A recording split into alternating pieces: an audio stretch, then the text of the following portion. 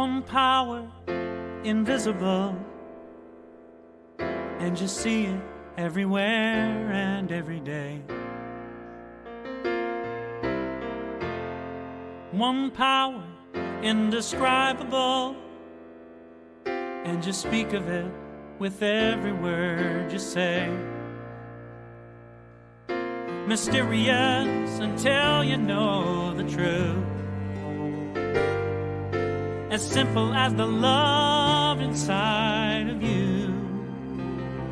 Call it God, call it Spirit, call it Jesus, call it Lord, call it Buddha, Baha'u'llah, angels' wings or heaven's door. But whatever name you give it, it's all one power, can't you see?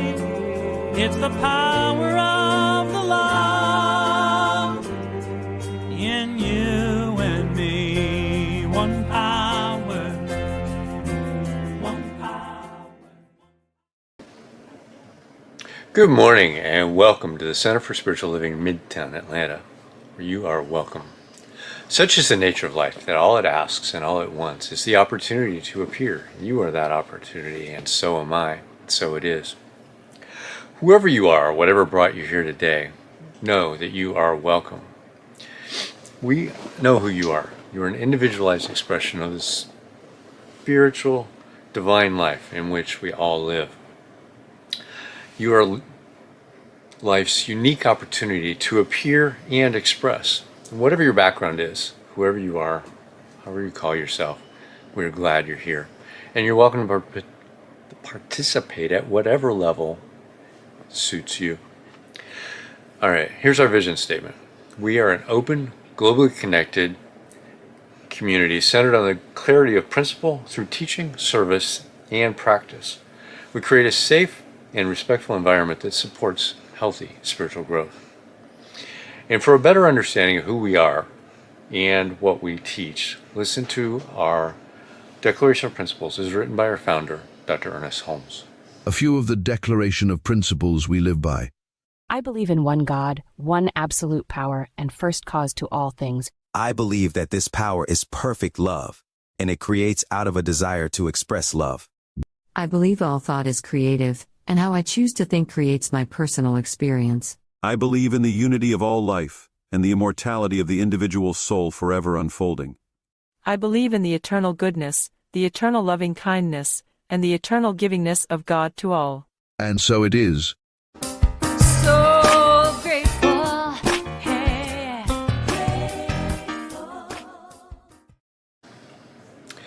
So a practitioner is someone who's demonstrated the ability to use spiritual practice and spiritual laws to bring about great changes in their lives.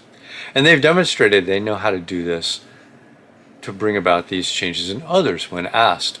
Licensed by Centers for Spiritual Living, they're available to you to provide spiritual guidance and support in those areas where you're looking for assistance. And you can contact them through our website, cslmidtown.org. We've got a great guest practitioner this morning, Reverend Dr. Cynthia Paulsen, to lead you in share some good ideas and an affirmative prayer called the Spiritual Mind Treatment. Welcome, Reverend Cynthia. Hello, what a treat to be here as a practitioner today. I get to give you just a little something, a little mini talk before the real talk and do a spiritual mind treatment with you.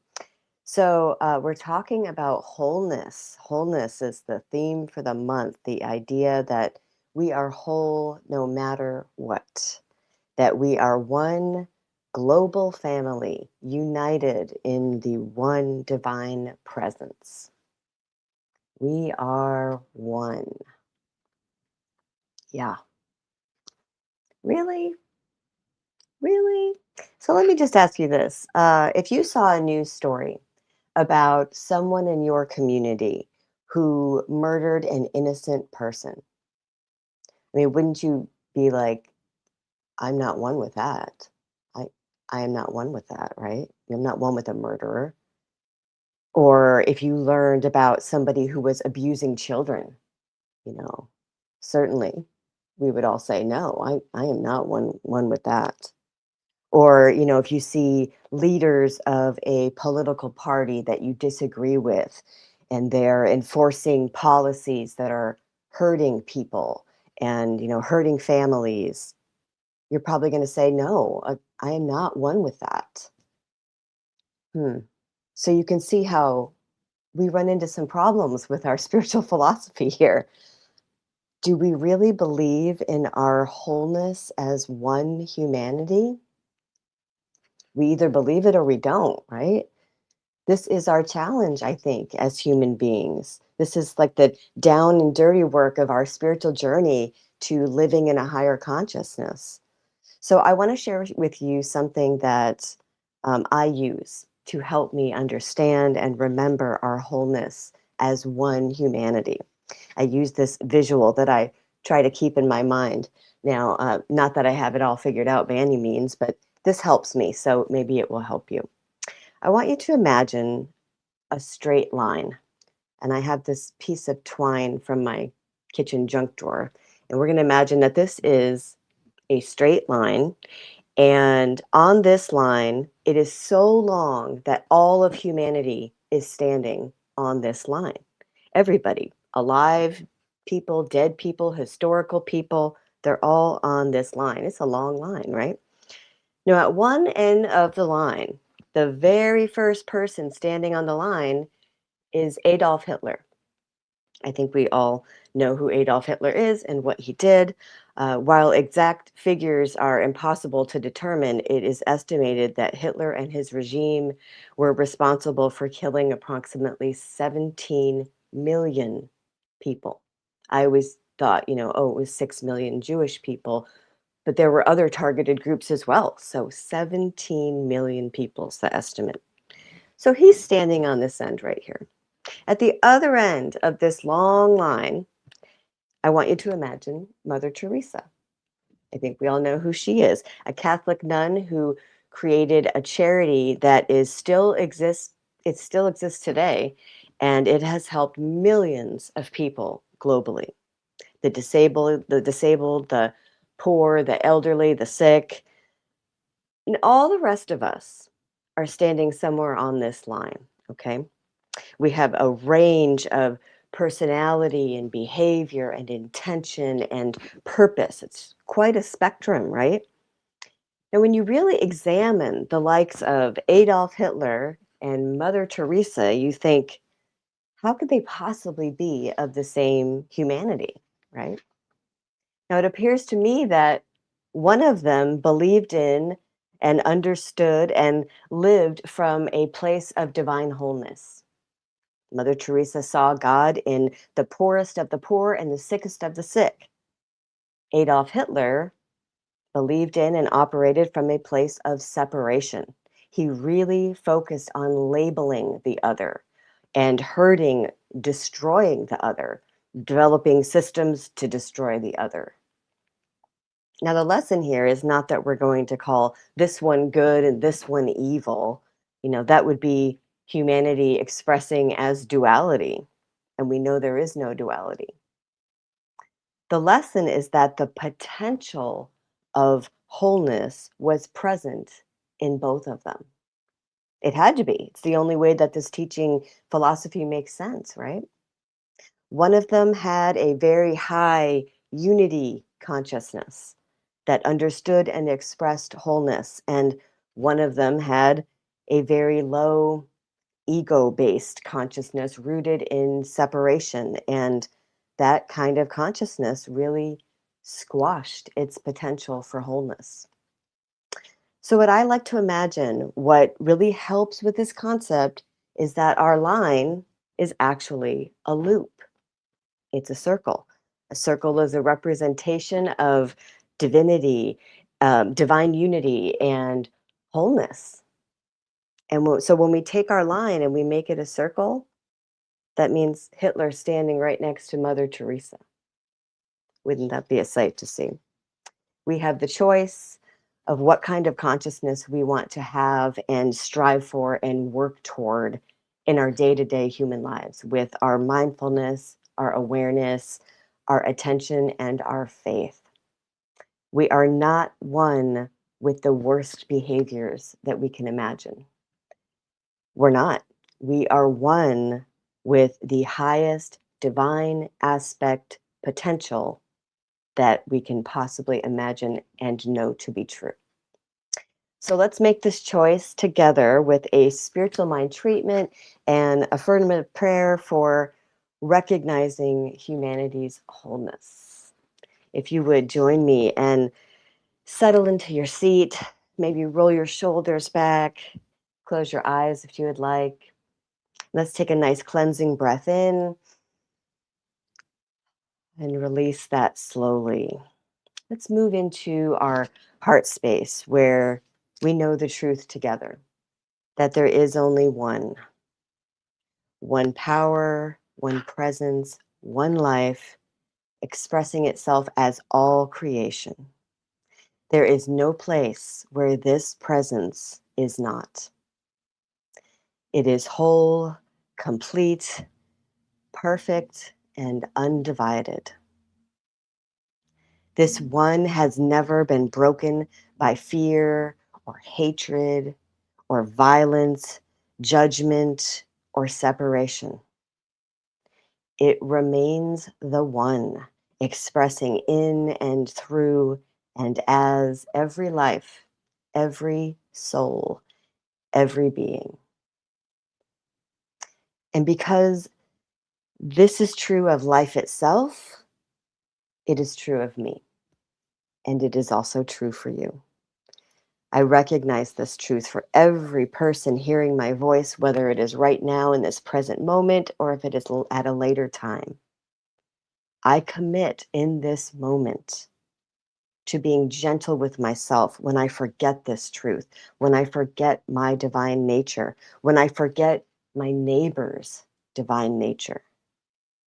When I find myself sitting in judgment of another, I give myself grace, knowing that I am still learning to see through the eyes of spirit.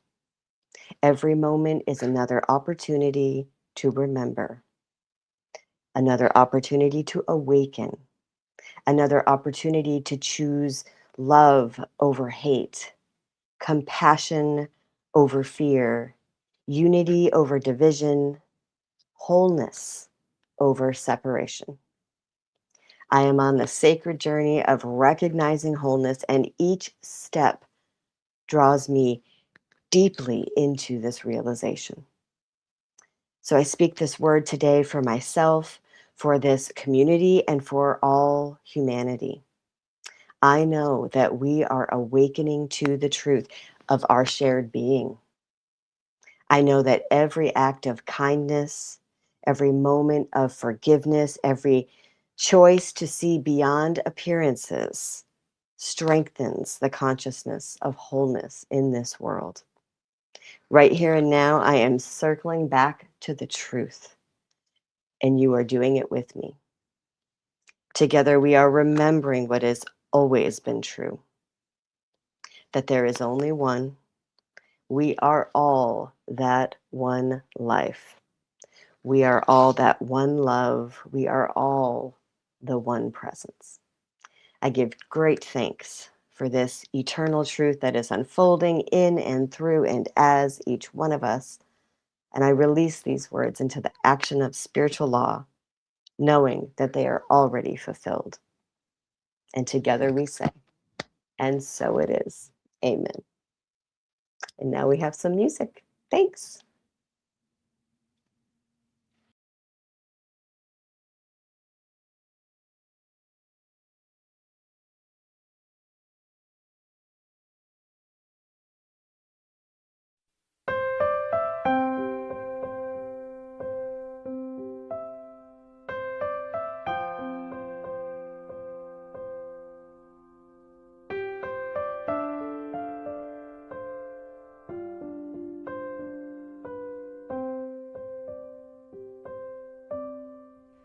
You are the face of God.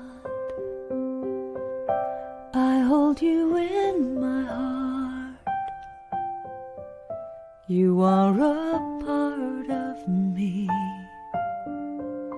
You are the face of God. You are the face of God. I hold you in my heart. You are a part of me. You are the face of God. You are the face of God. Tu es l'image de Dieu. I hold you in my heart. Tu es l'image de l'amour. You are a part of me. You are the face of God. You are the face of God. Tu sei la luce di Dio. I hold you in my heart. Tu sei il volto dell'amore. You are a part of me. You are the face of God. You are the face of love. The face of love. I hold you in my heart. You in my heart. You are my family. You are my family. You are the face of love. The face of love. You are the face of love. The face of love. I hold you in my heart. You in my heart. You are my family. You are my family. You are the face of love. The face of love. You are the face of God. The face of God. I hold you in my heart. You in my heart. You are a part of me. A part of me. You are the face of God. The face of God. You are the face of God. Eres la luz de Dios. I hold you in my heart. Eres la cara del amor. You are a part of me. You are the face of God. You are the face of God.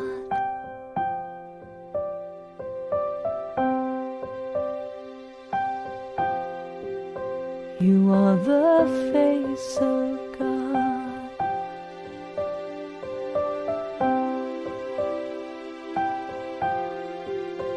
You are the face of God. La luce di Dio. You are the face of God. The face of God. You are the face of God. L'image de Dieu. You are the face of God. The face of God. You are the face of God. La luz de Dios. You are the face of God. The face of God. You are the face of God. You are the face of God. All right. So it's my pleasure to introduce our speaker this morning. Reverend Deb Hammond has been a licensed practitioner with Centers for Spiritual Living since 2009, an ordained interfaith minister through One Spirit Interfaith Seminary since 2018. She's passionate about helping people recognize their inherent wholeness, trust their inner wisdom, and live from a place of love, purpose, and possibility. Known for her warmth, compassion, and gentle humor, Reverend Deb creates space for healing, connection, and transformation. She also serves as a staff associate at a funeral home, supporting individuals and families through life's sacred transitions with grace and care. Reverend Deb joyfully serves the Oakland Center for Spiritual Living under the leadership of Reverend Dr. Sunny Michelle Coleman. Welcome, Reverend Deb. Oh my gosh. Thank you.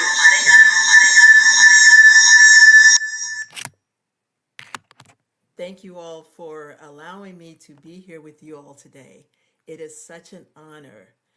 And, it's like this morning, it just reminds me of just how to be in that space of trusting and knowing that there's a community of people that are available to support you no matter what we're going through.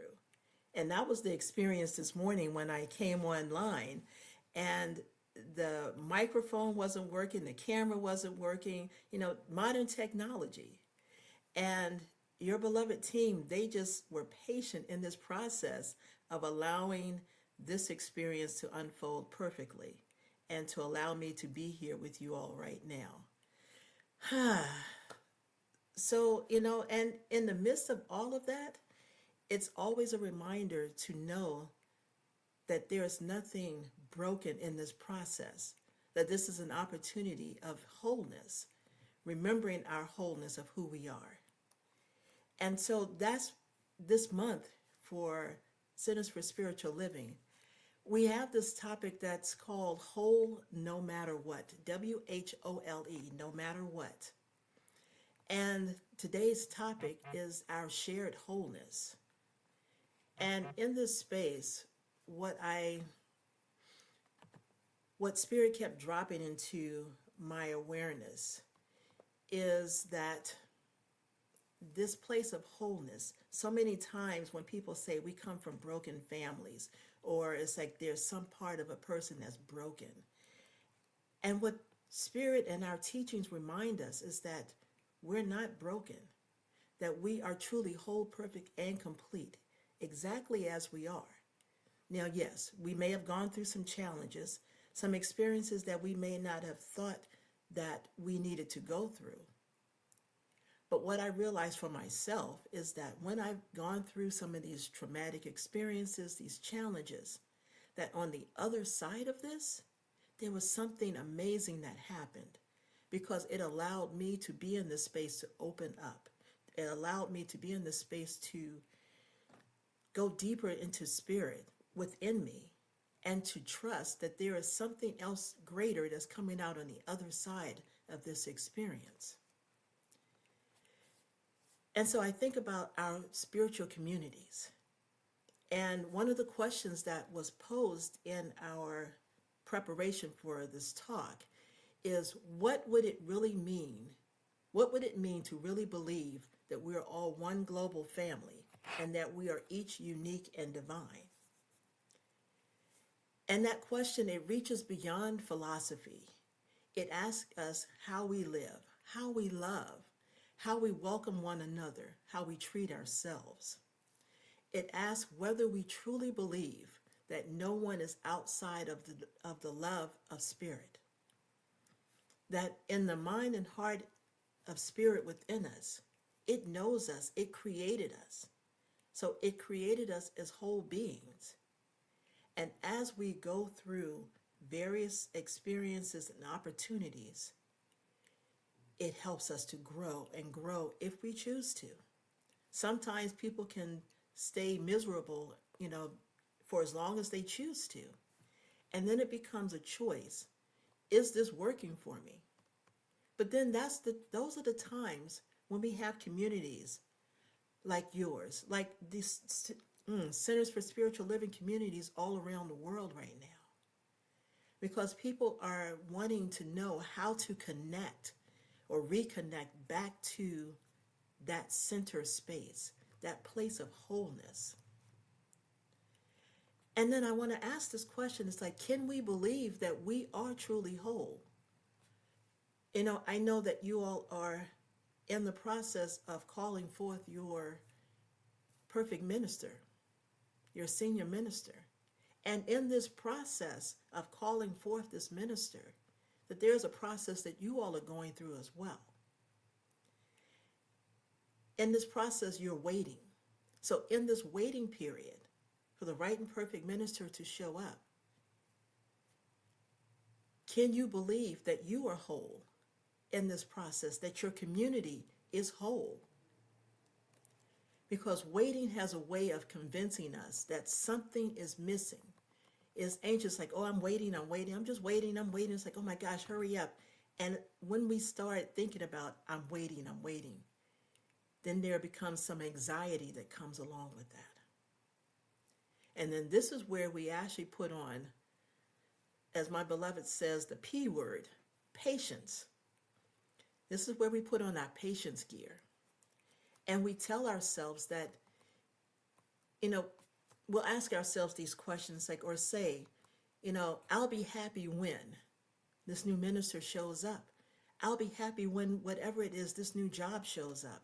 I'll feel complete when fill in the blanks. I'll have peace when. And as a spiritual community, perhaps some are quietly thinking, we'll really begin our next chapter when our new minister arrives. And the thing about it is that in this moment, as you're setting the stage for this new minister, what if all of that wasn't true? What if that you'll really begin when your next chapter, when your new minister arrives? What if that's not true? Because when we come from this place that your community is already whole, the next minister isn't coming to make you whole, because a whole community is calling forth the next expression, showing up as the senior minister. And so in this place, when you come from that mindset, everything changes. Even if you think it's like, oh my gosh, my finances will increase. It's like when I get this new amazing job that's over here, that's going to pay me an astronomical amount of money. But when we come from this place of knowing that we're whole, that who we are, we're bringing something into that community, into that new position. Because sometimes we may step into a new job thinking that we're going to make all of this money and it's going to make us happy, when there's something within us that feels like it's broken, feels like that there is something that is just not right, but we're not speaking it out loud. We're not talking about it, but there's an energetic that's behind that place of I'm not enough, I'm not good enough. Because we speak out, oh my gosh, I can't wait to get this new job. But inside, there's something that says, I'm not good enough for this new job. That, well, what if they don't like me here? What if? Well, what if you walked into this place and knew that this was the perfect place for you, that you bring something different to the table that they may not have experienced? They've been waiting for you to show up. But if you're coming from this place of brokenness, that you're not whole to step into this position, there's something that happens energetically. Because sometimes you get in and you recognize you can't get along with an employee. You can't get along with the boss. Or what I've seen with some companies is they've started and then all of a sudden a person starts with that company and then they're laid off right away. And that's the thing, when we start putting our attention on that on the outside, rather than that's within us on the inside, connecting with that spirit within us, trusting, being patient that the right and perfect opportunity shows up, miracles happen. And we call them miracles, but there's a knowingness. We know. And as Ernest Holmes reminds us as well, life is already complete within itself. We were not born broken. We were born whole. Even if we have people that come out that may have missing limbs or maybe blind or have some type of what we call defects, they are still whole. Because that within us, that spirit, that energetic within us, it knows who we are. And it's like, and as we continue to connect with that, no matter what it is that we're choosing to do in the world, we can move through it. When I see some of these athletes, when they have the Paralympics athletes, Olympics, and you see so many of these Olympians these athletes that are out there in wheelchairs or either missing legs, and they're out there with prosthetics and they're running, they're getting medals left and right. Because they know that even though their legs may be missing, they're still whole. They're still complete. And that there is a divine within them that is working and doing its perfect thing in their life and affairs right now. So we have to remind ourselves that the journey is not about becoming whole. The journey is remembering that you already are. So let me say that again, that the journey is not about becoming whole. The journey is remembering that you already are. In one of the readings that we had for this week, it talks about the reading from Thich Nhat Hanh, and he offers such a beautiful image. He writes that community is like a forest. Each member is a tree, and no two trees are alike. Some are tall, some are young, some bend, some stand straight up, some blossom quietly, and some provide quiet shade. But together, oh my gosh, they become a forest. A single tree can be vulnerable. A forest creates its own climate.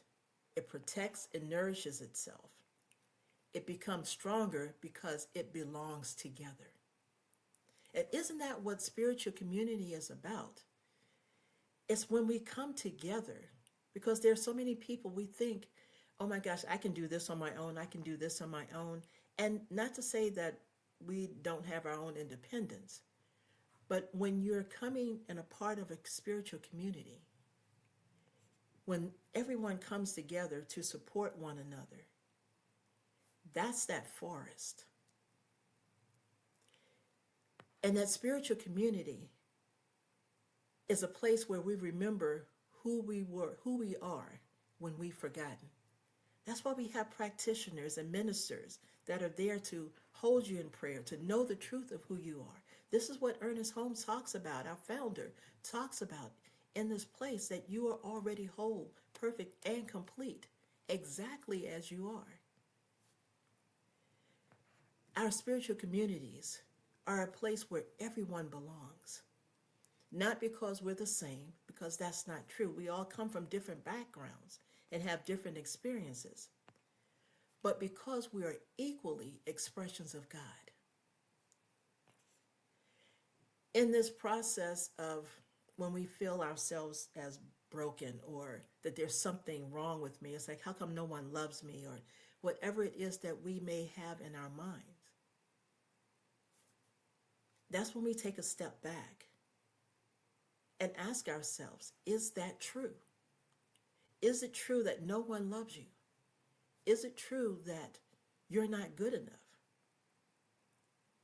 Because just because something's not working out the way that you think that it could or should, please know that everything is working out in perfect and divine order and timing. And in the space, this is where that patience comes into play. When I hear people say patience, it's like, oh, gee, that word again. It's like the P word again. And it's an amazing spiritual quality to have. We often think patience means waiting around, doing nothing. It's like, that we're enduring. But spiritual patience is something entirely different. Patience is trusting divine timing while continuing to show up. So many times, it's like when I've moved, when I left I grew up in Washington, D.C., and when I left D.C. and I was flying, actually going to Hawaii, and I was on a plane, and there was this voice, it seemed like, and I had to stop at LAX to change planes. And Spirit says, you're going to stay here in California. And I'm thinking, it's like, no, it's like, I don't know a soul here. But then there was this thing that was within me that was saying, trust me.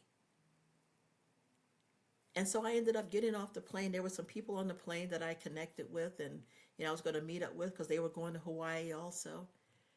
And I never made it to Hawaii, but I stayed in California. And my stay in California was such an amazing experience, and still is, because I came back. But in that journey, I created friendships and families and people that I've known for over 30 years since being in California. And in that process of being in California, I had to trust when Spirit says it's time to leave. I left to go to Georgia. And I'm like, okay, Spirit, what are we doing here? But I'm trusting. So in the midst of everything, I'm trusting the process of what's unfolding. And Georgia was an amazing experience for me as well. It slowed me down and it allowed me to take time to connect with Spirit. Because I remember sitting on my patio one time and I was asking Spirit, it's like I was out in the area, I was like all by myself. And I said, Spirit, why am I here by myself? And what came to me was that in order for me to go deeper and really reconnect with my spiritual center, because in the beginning here, I had too many distractions here in California. Too many things were going on at one time. And it was taking my people, places, situations, was taking my focus away. So I had to be removed from this situation and step into this place of quietness. So in this place of being in Georgia is when I went to ministerial school. And the thing was like, nah, it's not happening. But that was where Spirit was guiding me. And in that process, it has allowed me to come back to California in a different light and a different way. And that's where the patience, because I was upset with myself a couple of times, like, this is not working. We need something different. But then I had to remember, there's something greater on the other side. And that's the thing that I offer you as well. Look at whatever it is that you may be going through. Even as we're in this economic environment of where we are right now in our world situation, how many times can we say to ourselves, it's like, I know there's something greater coming out on the other side of what we're experiencing right now. You know, there are times that we focus so much on what we're waiting for that we miss who we are becoming. So in these processes of we're wanting things to change, what's changing within us? What's continuing to grow us? How are we praying? Because I remember a minister said once before, like when we watch the news, say a prayer. Because we always talk about prayer is powerful. Say a prayer. Speak a prayer to the news and to the world, because it's all energy that's going out into the world. And as we say in our prayers, it's like our word cannot return to us void. It must go out and do that we've sent it out to do. These current experiences, how are they shaping us? How is it shaping our communities, our spiritual communities? Even as you all are calling forth your new minister, how is that unfolding? What I know is that when the time is right, these paths of what we're putting out into the universe, what it is that we're being called to do, that it's all going to come together, that your new minister is going to show up just like that. And it doesn't happen by accident. It's by divine appointment. There is a divine timing that happens. Sometimes it happens instantaneously. Sometimes there's a process that happens, because maybe your minister that's coming to you is contemplating. It's like, do I want to do this? Do I want to take on a community? Am I the right fit for this? Do I want to move to Georgia, or whatever it is?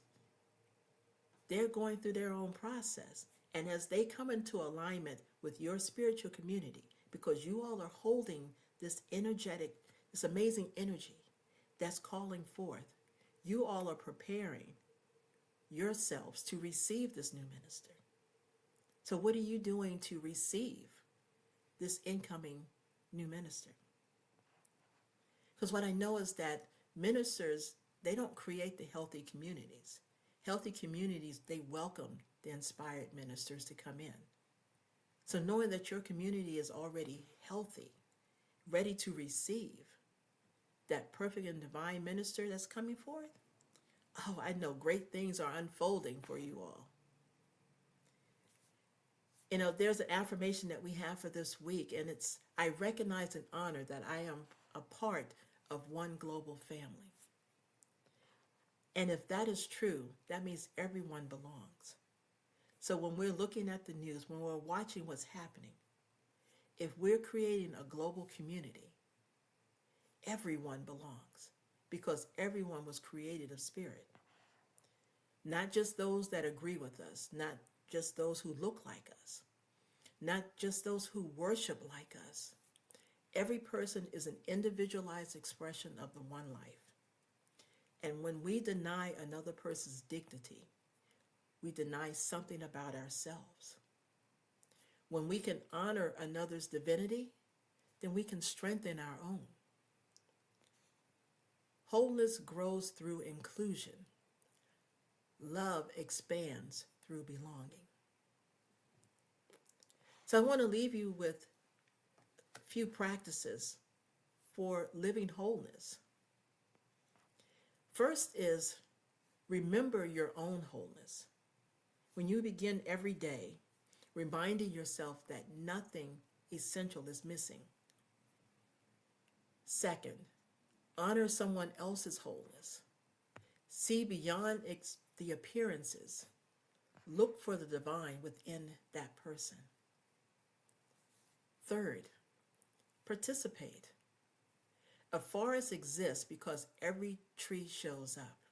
And sometimes it's a matter of going to go volunteer somewhere that you may not have thought about volunteering. Going to show up and support your neighbor who may be going through something hard. Community becomes strong because people contribute. Fourth, practice patience.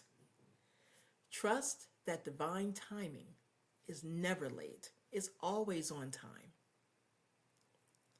And finally, celebrate today, this moment, celebrate that. Don't put off your joy until tomorrow. Even when we're in pain, sometimes we still get to celebrate today that I'm still alive, I'm still breathing, there's still something more for me to do. Life is happening now. God is expressing now. Love is available now. And I think about this as I work my paid services that are in a funeral home. And in that space, it allows me to see and hold so many hearts so tenderly because they come in pain. And it's like, and there are times it's like, people, I just look at them, I may just stand next to them because I can sense their energy and I know that there's hurt, there's tears that's there, and they just want someone to be there with them. And that's what we get to do. How do we stand next to someone that's hurting? How do we allow others to stand with us when we're hurting? Life is happening now. God is expressing now. In everything that we see, God is expressing. And love is available now. So perhaps today the invitation is simply this. Be whole while you wait. Be joyful while you wait. Be generous while you wait. Be loving while you wait. Because waiting is not empty. Waiting can be scared. It can be a little scary. But what I know is that your community, this world, this planet right now, that we're already enough. You are already enough.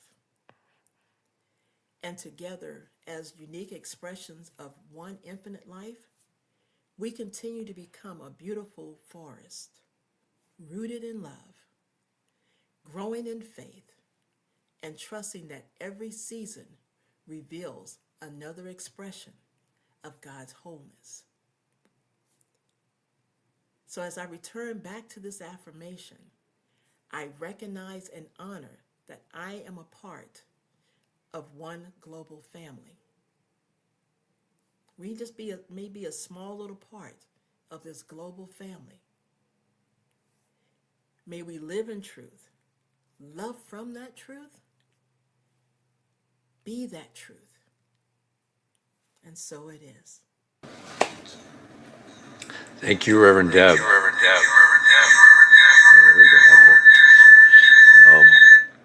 Yeah, we're good there. Thank you so much for that talk and that reminder of what we're looking for, that we are whole. So we will see you over on Zoom in just a few minutes, and thank you so much for your talk. That was really powerful and a good reminder of who we are and what we are and being here right now. So, as she said, we are looking for a new minister, so it's time for our New Minister Sacred Covenant Easy Prayer, which is online on CSLMidtown.org. This is the abbreviated version. The full version is there. So know this with me. There is only one life. This life is God, and I am one with it. I know my new minister is a revelation of Spirit as principle, fulfilling God's promise. For principle is not bound by precedent, but operates according to law for those who align with it.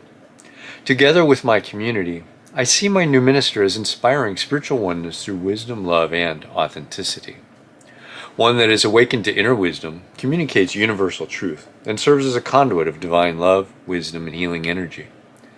One that recognizes the inherent wholeness within all beings and offers teachings grounded in spiritual principles to cultivate inner transformation. One that extends love, compassion, and Spirit's transformative power into the wider community, fostering connections that heal and uplift individuals on their unique journeys. As I accept the highest expression of a new minister into my life, I know they will be revealed in a way that expresses Spirit and serves the highest good of all touched by their presence. I am grateful, for God is good, and so it is. And now it's time for a conscious giving. And you can donate at cslmidtown.org/donate.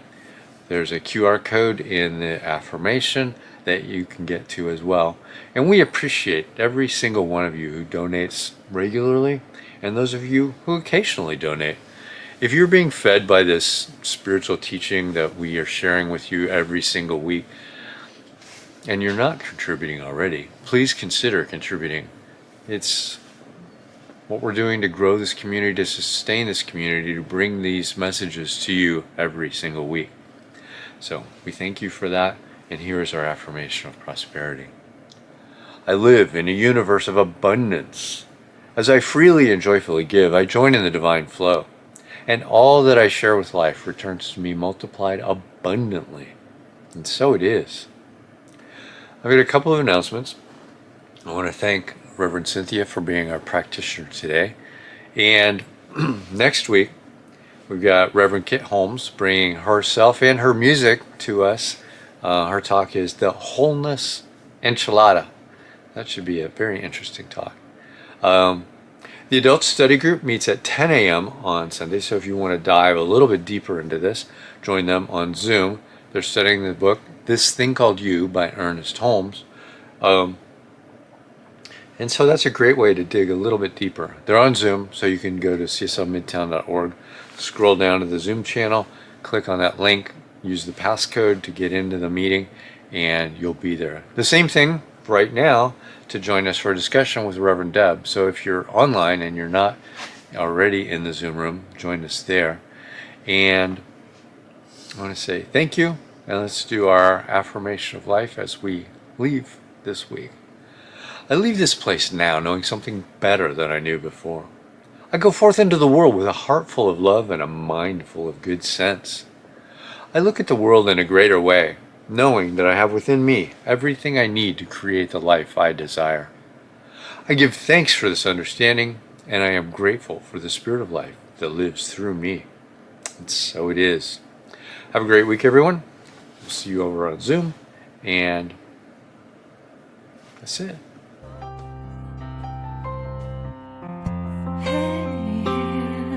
I'm so grateful.